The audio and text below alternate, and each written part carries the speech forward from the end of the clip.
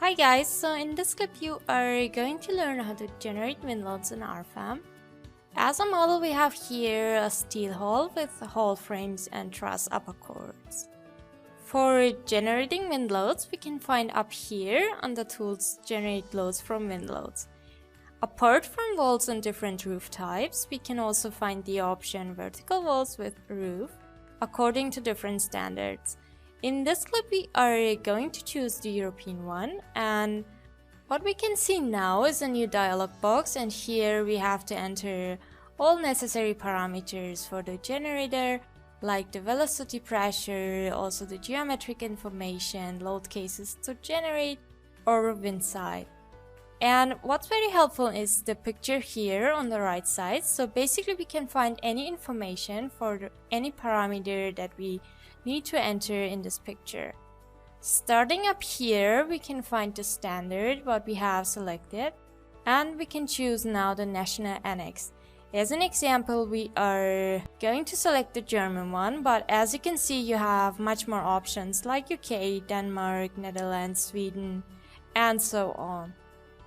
Based on the German national annex we have to choose the wind zone, and what's very helpful in this case is if we click here we can open an info box, and here we can find the wind zones in a map. Moving on to the geometry, first we have to define the base geometry here, and we can simply select out of the model the corner nodes for the geometry. Once done we click OK, and as roof type we have a dual pitch roof, and again we'll choose the corner nodes of the roof out of the model.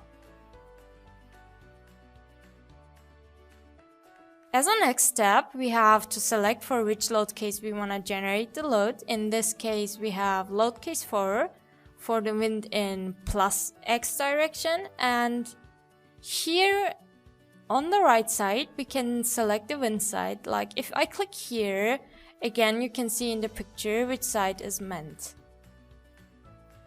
Down here we can remove the influence from single members. In our case we don't want to have wind loads on the upper cords here, and we can simply select the members out of the model.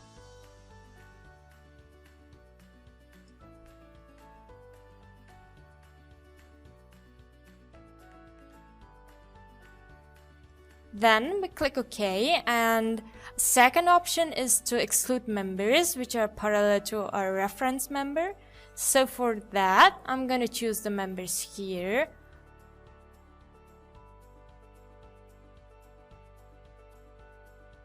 Also this one up here and this one down here. If we click now OK, the wind loads are getting generated. This one is just an info box, we can close this with OK. If you don't want to see how this load is applied to each member, like here, we can right click and then uncheck this option. Thank you for watching, and if you liked this video don't forget to like and subscribe.